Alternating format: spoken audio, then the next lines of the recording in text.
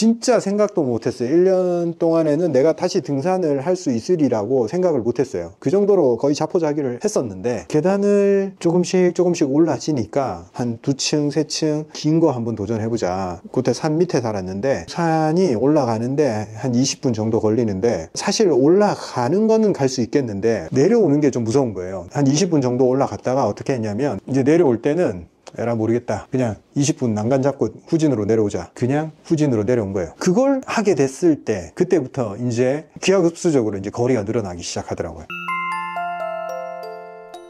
안녕하십니까, 후쌤입니다. 오늘은 무릎에 대해서 말씀드릴 겁니다. 여러분들 아시는 분들은 아실 거예요. 제가 무릎이 안 좋아서 그걸 해결하기 위해서 카약도 시작하고 계단 오르기도 하고 그러면서 점점 극복해 나갔다는 거. 그래도 아직 제 무릎이 완전하진 않아요. 제가 무릎을 어떻게 재활하고 어느 정도까지 끌어올렸는지 이 부분에 대해서 말씀드릴까 합니다. 무릎이 안 좋아져 보신 분들은 아실 거예요. 나이가 들어서 안 좋아졌거나 어느 순간부터 점점 무릎에 기능이 문제가 생긴 분들은 아실 거예요. 서서히 계속 점점 안 좋아진다는 거를. 한순간에 안 좋아지기보다는 어느 순간 계단을 내려가는데 소리가 난다거나 시큰시큰하다거나 뭔가 전에는 매끄럽게 돌아갔는데 좀 붓고 통증이 느껴지고, 통증의 시간이 자꾸 더 지속되고 이러면서 이거 이래서는 안 되겠는데 불안감이 드는데, 그게 멈추지 않고 점점 관절의 기능이 떨어져 버립니다. 그래서 나이가 들어서 무릎이 안 좋아진다, 닳아버린 연골은 재생이 안 된다, 퇴행성이다, 이런 말들로 인해서 이걸 고칠 수 없다 생각하고 마음을 닫아 버리는 분들도 많아요. 저 역시도 그랬어요. 무릎이 딱 안 좋아지기 시작하니까 삶의 반경이 확 좁아져 버리더라고요. 저도 서서히 나빠지다가 어느 순간 굉장히 통증에 시달리면서 사진도 계속 찍어보고 할 수 있는 치료를 다 강구를 해봤는데 점점 안 좋아지는 거예요. 나중에는 통증 때문에 거의 걸을 수가 없어서 목발을 짚고 다녔고 오래 서 있을 수가 없어요. 그래서 제가 치료실에서는 앉아서 치료하고 한 1분 정도를 서 있기가 힘들었어요. 너무 급격하게 안 좋아지니까 저도 너무 당황스럽고, 제가 할 수 있는 방법들을 하고 그걸 잘 해결하는 분한테 가서 치료도 받아보고 했는데 안 되니까, 그게 한두 달 지속된 게 아니고 한 1년, 2년 지속돼 버리니까 사람이 반경이 좁아지잖아요. 활동이 줄었어요. 심장을 쓰는 일이 줄었기 때문에 심장 약화 증상이 옵니다. 혈액순환이 안 되고 몸이 건조해지기 시작하더라고요. 그래서 소위 말하는 요즘 얘기하는 저속 노화에 반대, 내 몸이 급속도로 노화된다, 노화란 게 이런 거구나. 온몸이 혈액순환이 안 되니까 각질이 일어납니다. 건조하고 피부에서 이렇게 비늘이 날리는 거죠. 혈액이 여기까지 안 가니까 피부 표면이 마르고 벗겨지는 거예요. 그리고 시력이 떨어지고 피부가 푸석푸석해지고 잠이 오지 않고 심장이 벌렁벌렁거리고, 그래서 무릎이 중요한 겁니다. 활동 반경이 줄어버리고 활동의 움직임의 강도가 줄어버리니까 심장을 그만큼 쓰지 않게 되고, 모든 혈액순환이 줄었을 때 그 결과를 한마디로 요약하면 노화입니다. 혈액순환 저하의 결과로 기능 저하가 계속 생기는 거예요. 소위 말하는 우리가 무릎에 문제가 생겼을 때 쓸 수 있는 치료들, 시중에 떠돌아다니는 이 보조제들, 그런 거 제가 하나하나 계속 공부해 가면서 다 적용을 시켜봤어요. 반응이 없어요. 안 돌아와. 외부적으로 할 수 있는 약침, 치료, 뜸 다 해봤어요. 근데 잠깐 효과가 있긴 한데 크게 보면 계속 기능이 떨어지는 거예요.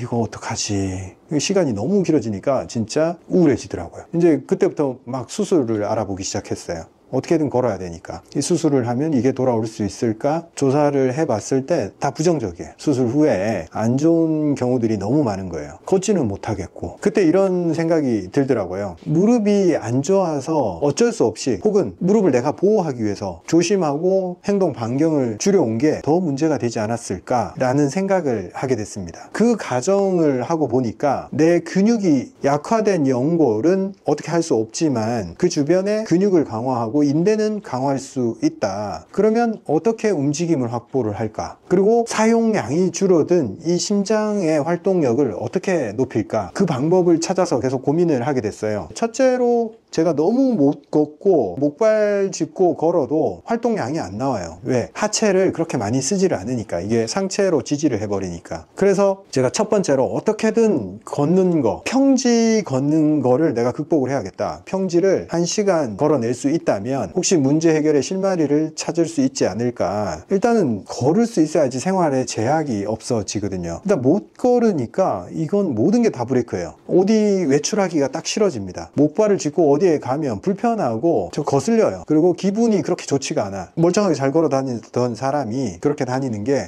쉽지가 않거든요. 그래서 제가 생각해냈던 게, 운동을 많이 하는 사람들은 알 거예요. 니 브레이스라는 게 있어요. 이게 뭐냐면 스노보드나 웨이크보드, 점프를 해서 착지를 하고 익스트림한 운동을 할 때 무릎이 이렇게 있을 때 이 상황에서 착지를 해서 충격을 주면 힘의 방향은 이렇게 가잖아요. 무릎 쪽으로 탈출하는 힘이 있어서 이 충격이 고스란히 이쪽으로 전달되는 게 아니고 여기에 다 몰려버려요. 그래서 좀 격한 스포츠를 할 때 꼭 니 브레이스를 해요. 여기를 이렇게 브라켓으로 잡아주고 여기를 브라켓으로 딱 잡아줘요. 그 다음 이 둘을 연결하는 힌지를 여기 하나 설치를 합니다. 비유하자면 외골격이죠. 기계적 장치로 이 힌지 역할을 하는 것을 외부에 별도로 마련을 하는 거죠. 바깥쪽 안쪽 두 군데다가. 그러면 여기서 땅에서 오는 충격이 이 브라켓에 전달이 돼서 이쪽으로 안 가고 힘 전달이 이쪽으로 가는 거예요. 부상률을 비교를 해봤을 때 한 6배 정도 차이 납니다. 재활을 할 때도 이걸 많이 사용을 하는데 재활 속도도 그 정도 차이가 나요. 이 니 브레이스를 차면 깁스한 것처럼 이 관절의 무게 부담을 덜어주니까 얘가 다시 돌아오는 데까지 시간을 벌어줍니다. 저도 이거 예전에 스노보드라든가 엔듀로라고 산악용 오토바이 이런 취미들을 했기 때문에 그런 스포츠에서 이걸 사용을 해요. 요거를 재활 목적으로 구입을 해서 착용을 하고 다니기 시작했어요. 요걸 차고 활동을 해보니까 처음에 이제 5분 동안 좀 버텨지더라고요. 양쪽을 이걸 다 차고 생활을 해보니까 한쪽이 좀 빨리 돌아와요. 그렇게 해서 평지를 10분 걸을 수 있게 되고 나중에 30분씩 걸어도 이걸 차고 걸으면 버텨지게 되는 그런 단계까지 올라오더라고요. 확실히 내가 무릎을 보호하기 위해서 활동을 줄이고 그런 마음으로 방어적으로 살아갔을 때는 이게 계속 나빠져요. 그리고 무릎만 나빠진 게 아니라 내 줄어든 활동량으로 인해서 다른 모든 부분이 약해지는 그런 느낌 때문에 우울증이 올 수밖에 없어요. 그때 제 생에 처음 우울증이란 걸 상당히 긴 시간 동안 느껴봤는데 어떤 원리로 우울증이 생기는지 확실하게 알겠더라고요. 활동량과 관련돼 있구나. 그 상황에 빠져 있을 때는 그걸 분석도 못했어요. 굉장히 부정적 생각 속에 빠져 있기 때문에 그걸 분석을 한다 만다 그런 건 없어요. 그냥 떠오르는 모든 생각은 부정적 생각만 떠올라요. 그래서 그때는 분석을 못하고 나중에 좋아지고 나 보니까 그런 우울한 감각들이 어느 순간 사라져 버렸구나 하고 느꼈을 때 그때 알게 됐어요. 움직임의 양과 사고방식, 생각, 부정적 감정의 양, 이게 연관이 되어 있었구나 그때 느꼈어요. 그래서 무릎이 너무 안 좋은 분들은 요 니 브레이스를 추천을 드려요. 해외에서 군인들 재활하고 운동선수들 재활하고 그런 전문 브랜드들이 외국에는 많아요. 그리고 일반인들도 재활 과정에서 이 니 브레이스를 차는 것을 그렇게 껄끄럽게 생각하지 않아요. 허벅지에 브라켓이 있고 그 다음에 종아리에 이렇게 브라켓이 있고 이 두 개를 연결해서 관절이 있는데 관절이 단일 관절이 아니에요. 복합 관절로 되어 있습니다. 우리가 무릎이 단순하게 이렇게 꺾이는 것 같지만 실제로는 슬라이딩을 해요. 이렇게 슬라이딩. 그래서 단순하게 이렇게 꺾이는 관절을 여기다가 설치를 해 놓으면 내 움직임과 맞지 않아요. 그래서 이런 슬라이딩 관절이 들어있거든요. 외국 제품들에는 외국 전문 브랜드를 사용하는 게 좋다 이렇게 말씀드리고, 이렇게 해서 제가 한 30분 정도 걷게 되고 하니까 이제 경사가 욕심이 좀 생기더라고요. 평지로 부하를 거는 데는 내 심박수나 근육에 작동하는 그 압력 자체가 로딩이 너무 적으니까 회복이 느리다, 조금 더 강한 자극이 필요하다라는 생각이 들더라고요. 그래서 아파트 입구에 현관에 5개짜리 계단이 있잖아요. 요거를 계속 반복을 했어요. 올라가고 뒤로 내려오고. 해보신 분들은 아시겠지만 올라가는 것도 충격이 없고 뒤로 내려와도 거의 충격이 없어요. 주로 앞으로 내려올 때 이 하중이 실리면서 충격이 있지, 올라가는 거는 생각보다 할만하다. 처음에 제가 평지를 30분 걸어도 계단 한 칸이 너무 힘들었어요. 계단에서 딱 올라갈 때 부하가 걸리면 그때 또 통증이 올라오니까 이거를 내가 하는 게 맞을까 아니면 이걸 피하는 게 맞을까 되게 고민이 많이 되더라고요. 그래서 그 고민에 대한 해결책으로 그래, 하나만 한번 계속 실험을 해보자. 그래서 하나를 오르락 내리락 한 단을 계속 반복을 하고 그 다음날 평가를 하고 좀 더 30분 이상 걸을 수 있는지, 무릎에 이 단단함이 조금 더 생겼는지, 이 객관적으로 몇 분 더 걸을 수 있나를 니 브레이스를 한 상태에서 체크를 하면 좀 내 무릎에 잡아주는 힘이 생겼나 안 생겼나를 판단할 수 있겠더라고요. 그리고 좀 긍정적 효과가 있다 판단하고 이제 아파트 앞에 있는 그 현관 5개짜리를 올라갔다가 내려왔다가 이걸 무한 반복하고 있는 거예요. 거기서 1시간째. 저한테는 그게 상당히 흥미로웠고 그 당시에는 큰 도전이었어요. 그 5계단 오르는 게. 내가 무릎이 안 아플 때는 전혀 의식 없이 했던 이런 행동들이 내 몸에 굉장히 좋게 작용을 했구나. 그래서 그때부터 계단을 좀 다르게 보기 시작했어요. 아, 계단에 답이 있겠구나. 내가 계단을 자유롭게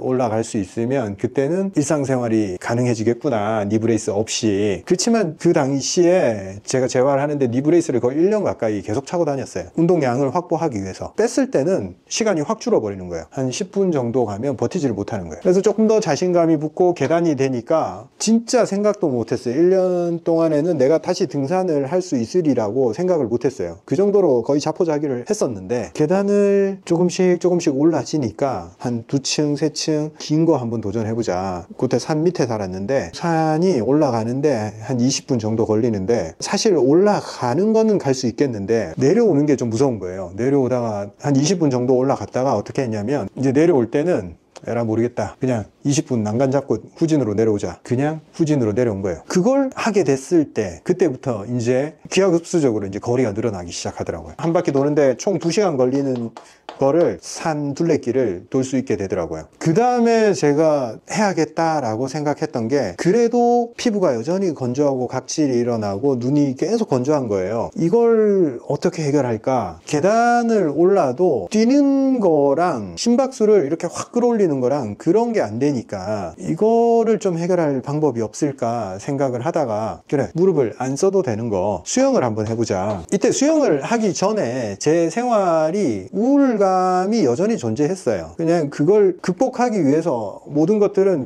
꽤나 큰 결심을 통해서 하고 있던 중이었고 그렇게 감정 상태는 좋지 않았어요. 그때까지도. 그리고 이제 불면도 여전했기 때문에 아침에 일어나는 게 굉장히 힘들었고 심장을 충분히 사용을 하지 않으니까 확실히 잠이 안 와요. 밤에 2시가 되든 3시가 되든. 그래서 아침에 겨우 일어나는 그런 생활이었는데 수영을 하려니 내 생활에서 출근도 해야 되고 하니까 아침 시간밖에 없는 거예요. 그래서 6시 수영을 등록을 했어요. 6시에 뭔가를 내가 한다라고 계획을 잡아본 적이 없는데 시간이 없으니까 이때를 빼본 거예요. 6시에 일어나서 어쨌거나 나는 재활 목적이고 살아야 되니까 이게 분명히 나한테 긍정적인 효과를 줄 거야 하면서 6시 수영을 가기 위해서 뭐 힘겹게 일어났죠. 5시 반에 일어나서 후다닥 가서 수영을 하는데 되게 좋은 느낌은 아침에 그렇게 운동을 하는 사람들이 많다라는 거 그리고 그 사람들 표정들이 참 좋다. 거기서 기분이 좋아지더라고요. 나는 사실 건강하지 않고 감정 상태도 좋지 않았지만 건강한 사람들과 같이 나도 운동할 수 있는 사람이다 라는 그 자신감이 주어지고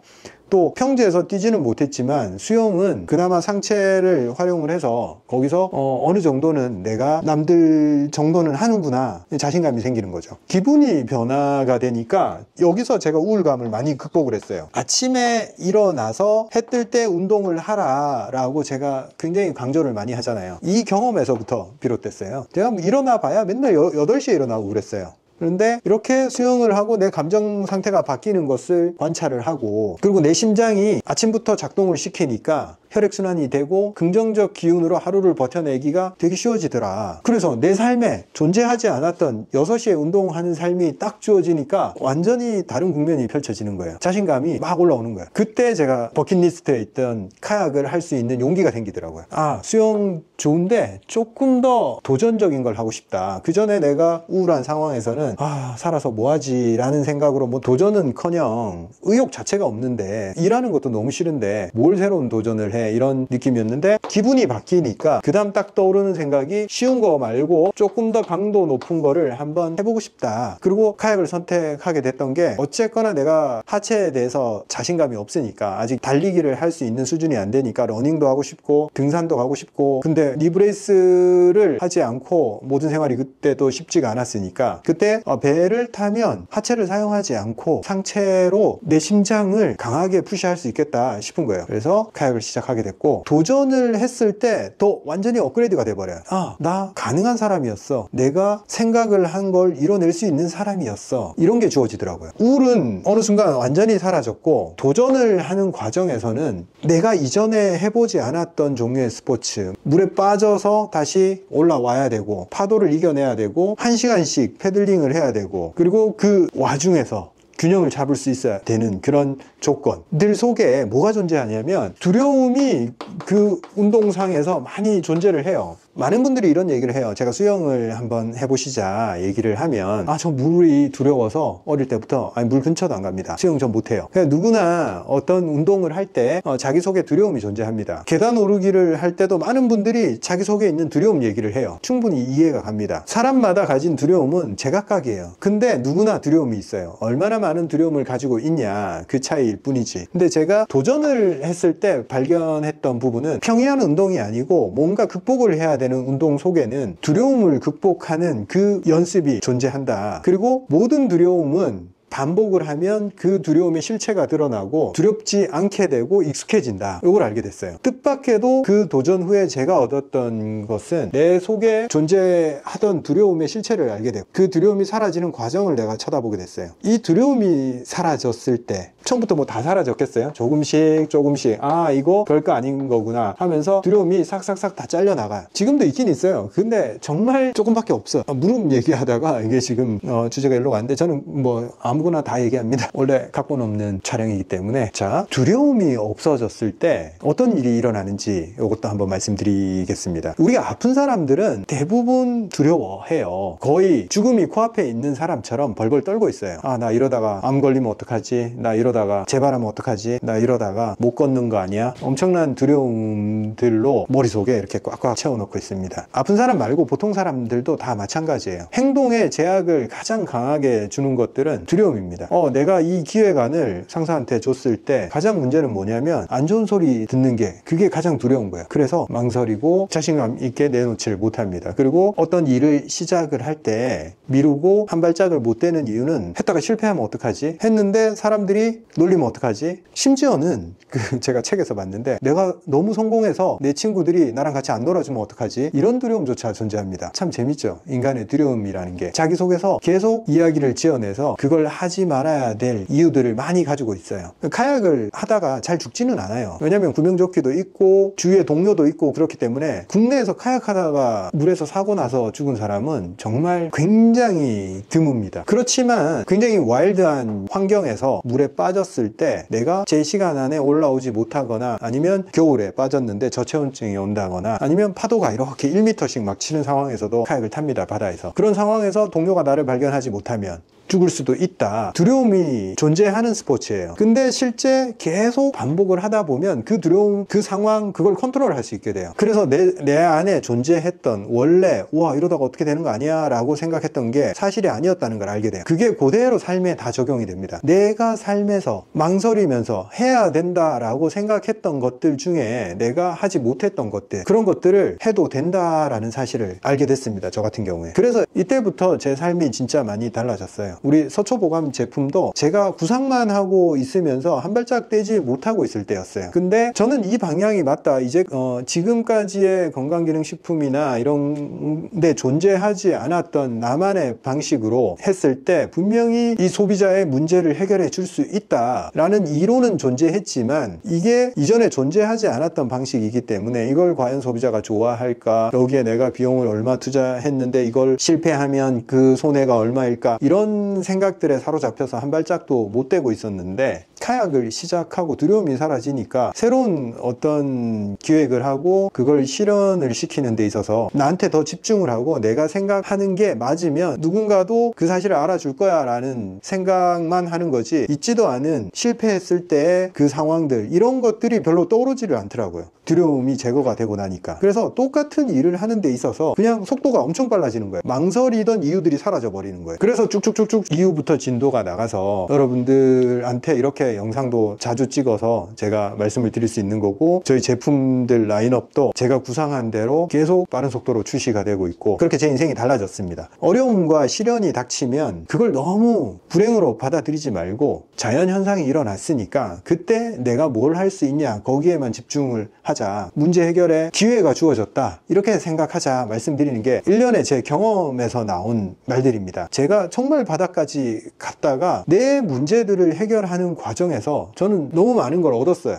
다시 그 상황으로 들어가라 하면 정말 똑같이 우울할 거예요. 그렇지만 그 시련이 크고 깊었기 때문에 그걸 빠져나오는 과정에서 얻은 인사이트들이 훨씬 더 값지고 진하게 다가옵니다, 인생에서. 그래서 그걸 가지고 다른 문제들을 해결할 수 있게 되고, 이전에 가지지 못했던 시각도 가지게 되고, 분명히 인생의 시련이 닥쳤을 때 저는 과감하게 그건 기회다라고 말씀드릴 수 있습니다. 혹은 시련이 없는 삶을 살고 있다면 발전이 없다라는 것을 알아야 된다. 내가 현재 아프고 고통스럽고 불행하다 느끼고 힘들다면 이렇게 한번 생각해 보세요. 아프지 않았다면 내 삶의 우선순위가 어떻게 펼쳐졌을까? 근데 막상 아파보면 다 제외하고 나면 중요한 게 내 몸이구나, 내 감정 상태구나, 그걸 알게 됩니다. 외부적인 것들은 생각보다 중요하지 않구나. 나에 대해서 집중할 수 있는 그 기회가 찾아온 거예요. 그래서 내 안에 존재하는 그 문제들, 끊임없이 올라오는 그 두려움과 싸울 수 있는 그 두려움을 제대로 바라볼 수 있게 된 기회가 주어졌다라고 생각하고, 힘겹지만 하나씩 제거해 나갈 수 있는 장치들을 마련해서 개선의 방향을 찾아내야 됩니다. 쉽지 않아요, 누구에게나. 오늘 원래 무릎을 어떻게 재활시키냐, 이런 주제에 대해서 제 개인적인 경험을 토대로, 무릎이 안 좋아지는 분들이 너무 많기 때문에 거기서 한 걸음 나아가기 위해서 가장 낮은 단계의 계단 한 칸, 평지, 급하게 생각하지 말고 내가 할 수 있는 그 낮은 단계에서부터 밟아 나가자. 그러면 그걸 무리하지 않게 계속 반복하면 그 다음 단계는 어떻게든 존재한다. 연골이 닳아서 내가 재생이 불가능하다, 그런 부정적 생각을 가지지 마세요. 연골이 없어도 멀쩡하게 걸어 다니는 사람 많습니다. 우리 인체는 그걸 대체할 수 있는 그 구조를 가지고 있어요. 충분히 주변 인대, 근육, 뼈가 강화가 되면 버텨낼 수 있습니다. 나 이제 답이 없어, 수술만이 답이야 라고 그런 식의 선택들을 하다 보면 계속 내리막입니다. 수술한다고 해서 생각보다 그렇게 드라마틱하게 어떤 반전을 시킬 수 있는 그런 게 나타나지 않아요. 그리고 제가 이렇게 재활을 하면서 꾸준히 무릎에 좋은 걸 섭취를 해야겠다 생각하면서 계속적으로 복용했던 그 레시피가 있습니다. 그거를 다음 시간에 제가 말씀드리도록 하겠습니다. 오늘 드리고 싶은 말 단 한 가지로 요약하자면, 시련이 닥쳤을 때 그걸 억지로 기회다라고 생각하는 게 아니라 그걸 극복하는 과정에서 정말 기회가 생깁니다. 여러분 삶에 나타난 그 시련들, 거기서 한번 기회를 발굴해 봤으면 좋겠습니다. 단순히 지금 너무 고통스러우니까 그걸 묻어버리기 위해서 그걸 기회로 생각하자가 아니에요. 진짜 기회가 들어 있습니다. 지난 시간에 제가 무릎을 어떻게 재활을 해서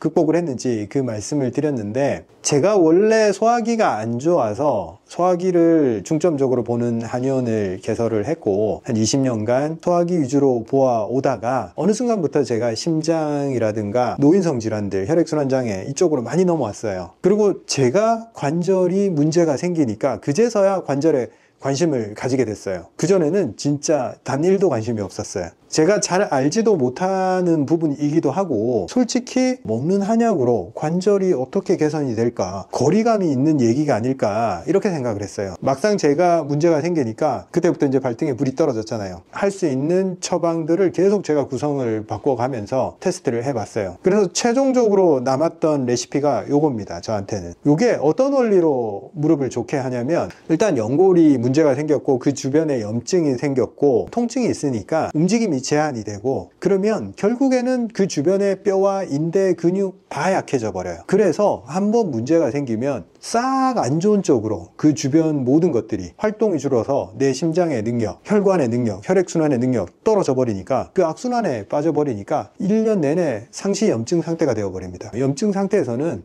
그 주변 조직들이 녹아버립니다. 그래서 재생불능 상태가 되는 거고, 그러면 제가 이런 레시피를 어떻게 구성을 하게 됐냐, 일단은 영양을 어떻게 줄 거냐. 지황은 영양을 굉장히 많이 함유를 했는데 특히나 아래쪽에 영양을 잘 공급을 해줍니다. 여성 질환에서 하복부 질환들, 자궁 질환 이런 데도 지황이 필수적으로 들어가고, 남성 정력의 문제, 생식기의 문제, 하체가 약해지는 현상 대해서 지황이 꼭 들어갑니다. 영양분인데 관절이나 생식기 이쪽으로 빠르게 공급을 해주는 역할을 한다. 우슬은 다들 들어보셨을 거예요. 소우자에 무릎슬, 쇠무릎이라고도 얘기를 해요. 그냥 우리 한국말로. 요렇게 마디가 이렇게 생겼어요. 무릎처럼. 오래된 무릎 질환에는 이 무릎 주변에 염증의 부산물들이 쌓여 있는데 이거를 제거하는 역할을 굉장히 잘합니다. 우슬이. 그리고 두충이 나무 껍데기인데 이렇게 잘라보면 찐득하니 이 점액성 물질이 딱 포함이 되어 있어요. 이게 인대, 뼈 강화에 아주 좋습니다. 오가피도 똑같은 역할을 해요. 인대, 뼈 구조를 강화를 해주고 뼈를 튼튼하게 하면서 그 주변의 조직, 질김을 더 강하게 해줍니다. 그리고 작약, 요거는 관절이 아프다 보니까 뭔가 어색한 자세로 인해서 무릎 주변 근육들이 경직이 일어나요. 근육에 피가 제대로 안 들어가면서 허혈성 경직, 혈액이 무릎에만 안 들어오는 게 아니라 그 주변에 있는 큰 근육들에도 혈액이 제대로 안 들어요. 그러면 뻣뻣해집니다. 근육 자체가. 그래서 이 가동성이 부드럽지 않고 어그덕어그덕 하는 거예요.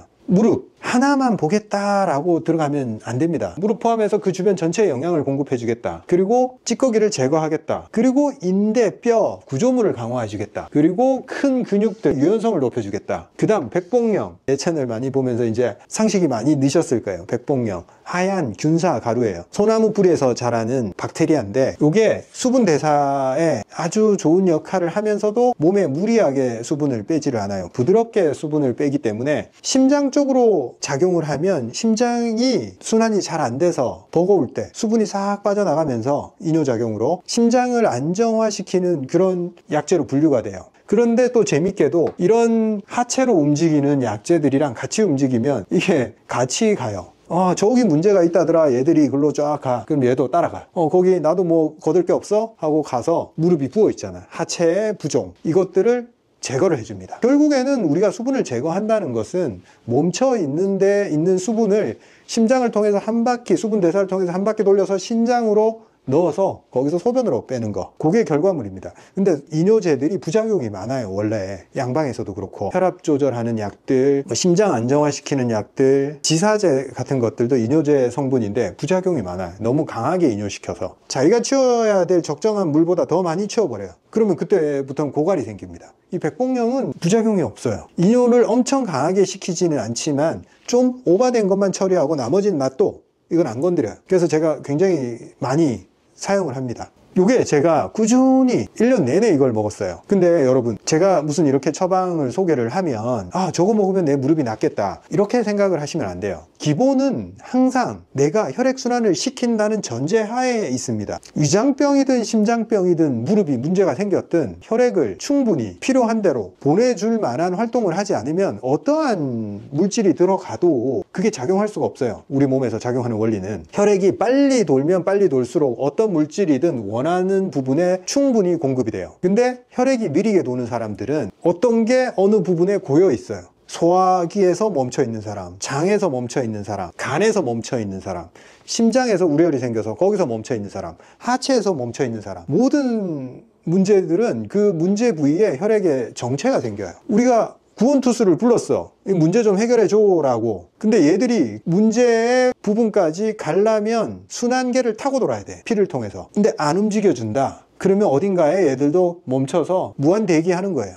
운동은 전제 조건이다. 모든 치료에 있어서. 그래야지 이런 걸 먹어도 소화가 잘 돼서 흡수가 되고 심장이 튼튼해지면서 운동하면서 펌핑돼서 갈 때 간단 말이죠. 무릎이 아픈데 난 어떻게 운동을 해요? 무릎 아파 죽겠는데 어불성설입니다. 이렇게 말하시는 분들 있을 거예요. 근데 그건 제가 해결해 드릴 수 있는 문제가 아닙니다. 어떤 식으로든 찾아내세요. 본인의 심장을 가동시킬 수 있는 방법을. 그건 본인 몫입니다. 누가 떠먹여 주지 않아요. 내 몸을 움직인다는 전제하에 이 생약 성분, 자연 성분들이 들어가면 문제를 해결하기 시작합니다. 저는 항상 저한테 충분히 임상 실험이 된 것들을 이제 환자들한테 처방도 하고 제품화도 시키고 그렇게 해요. 제가 변화가 느껴지고 제가 도움을 받은 것들, 그 방법들을 제일 신뢰를 합니다. 내가 거부 반응을 일으키는 물질들을 쓰지를 않아요. 그래서 다 쳐내고 남겨보니까 이 정도가 남더라. 그래서 이런 니즈가 굉장히 많기 때문에 제품화를 하는 과정에서 한 가지를 더 추가한 게 N-아세틸 글루코사민. 이게 왜 저한테 저한테 괜찮았냐면 이게 연골의 전구 물질들이에요. 히알루론산, 콘드로이친 이런 물질들을 만들어주는 전구 물질. 굉장히 순해요. 이 성분 자체가. 소화기에도 부담 안 되고 성분 자체가 부드럽고 이 촉촉하고 매끌매끌한 그런 성분이에요. 연골뿐만이 아니라 내 몸에 피부, 안구 이런 데 들어갔을 때도 굉장히 좋게 쓰이는 우리 한방에서 진액으로 표현하는 그런 물질이라고 보면 됩니다. 그래서 제품을 시킬 때 N-아세틸글루코사민 이걸로 허가를 받았습니다. 나머지는 제가 사용했고 검증됐던 그 레시피로 진행을 하게 됐고, 그래서 관절의 문제에 대해서 접근할 때 굉장히 광범위하게 넓은 시각으로 접근해야 된다. 그래서 이름을 관절관이라고 지었습니다. 단순하게 관절 하나만 바라보지 말라는 그런 의미에서 관점을 더 확대하자. 좀 장기적으로 생각을 하셔야 됩니다. 관절 문제가 이미 만성적으로 문제가 생기고 있는데 이걸 빠른 시간 안에 통증을 잡겠다라고 접근하는 분들이 많아요. 그래서 진통소염제를 계속 써오죠. 물론 이해는 합니다. 당장 일은 해야 되겠고 아프니까 일을 못 나가 통증 주사 맞아가면서 가는 거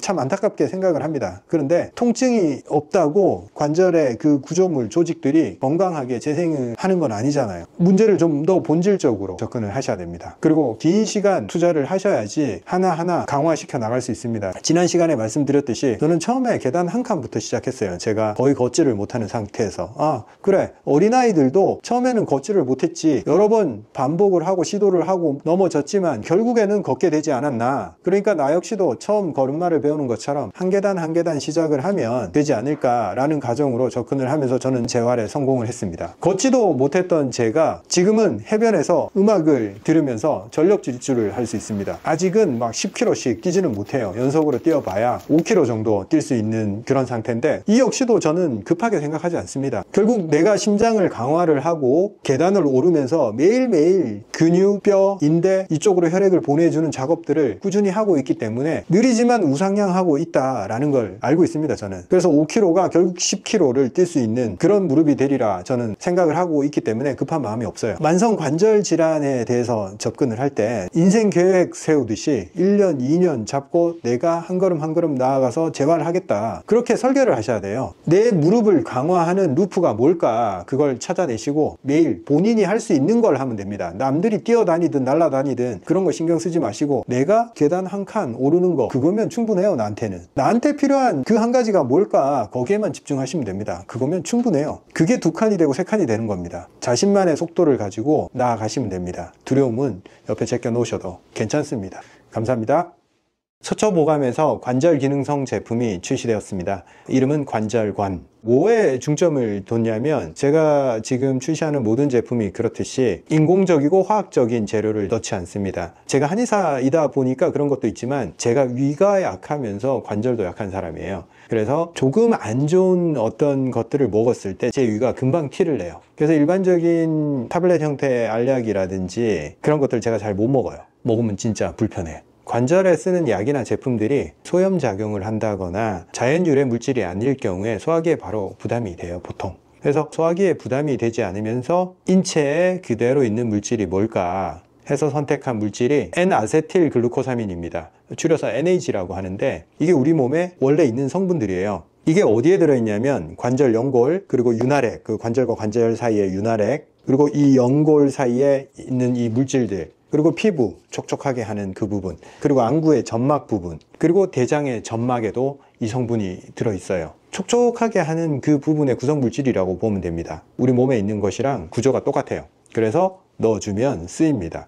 이게 물질이 워낙 좀 부드러운 성향을 가지고 있고 단당류 아주 작은 형태의 우리 몸에 흡수하는데 부담을 주는 이 소화 과정이 어려운 그런 구조가 아니에요. 제가 왜 이 부분을 그렇게 신경을 쓰냐면 저도 그렇고 고령자들, 관절이 약한 분들, 그런 분들은 대부분 소화기도 다 약해져 있어요. 위 점막이든 장 점막이든 기능이 다 떨어져 있기 때문에 조금 뭔가 부담되는 걸 먹었을 때 소화기가 그런 성분들에 의해서 또 부담을 받게 됩니다. 이 NAG 성분으로 관절 기능성 인증을 받았고 나머지 성분들은 제가 경험적으로 많이 사용하는 구성으로 만들었습니다. 사실 제가 소화기가 약하고 무릎이 약하기 때문에 제가 먹기 위해서 레시피를 짰다고 보시면 돼요. 제가 한약 처방으로 무릎에 대해서 접근할 때도 마찬가지였어요. 뭔가 무리한 방법으로 접근하진 않아요. 소화에 부담이 안 되게 접근을 하면서 그런 원료 구성으로 되어 있습니다. 이거 어떤 분들이 드시면 좋냐? 첫째로 관절에 무릎 같은데 따각따각 소리가 나고 욱신거리고 통증이 있고 부드럽지 못하다. 운동 후에 관절이 부담이 된다. 이 제품이 저 역시도 필요로 했고 우리 구독자나 우리 환자분들도 원장님 관절 제품 좀 만들어 주세요. 계단 오르기 하고는 싶은데 관절이 너무 힘들어요. 조금 하고 나면 관절이 아파와요. 그 마음을 충분히 이해하고 있고 그런 니즈가 많다는 걸 알고 있습니다. 제품은 서초보감 쇼핑몰에서 구매 가능하시고 유튜브 밑에 뜨는 그 상품 소개 카테고리를 누르셔도 되고 그리고 쿠팡, 네이버 여기서도 구매 가능하시니까 필요한 분들은 그렇게 이용하시면 되고 온라인 주문이 힘드신 분들 많은 거 알고 있습니다. 저희 고객센터로 전화를 통해서도 구매할 수 있게 열어드리는데 통화량이 많을 때는 주문이 좀 어려운 점이 있으니까 카톡으로 필요한 부분들을 이렇게 남겨주시면 저희가 오히려 더 빨리 대응 가능합니다. 일단 하루에 한 개 드실 수 있게 설계해 놨는데 필요하신 분은 2개 정도 드셔도 상관이 없습니다. 그리고 저희 다른 제품들이랑 같이 드셔도 문제없고 지금 복용하고 계시는 처방받은 다른 약들과 같이 드셔도 전혀 문제가 없으니까 그런 부분 걱정하지 않으셔도 됩니다.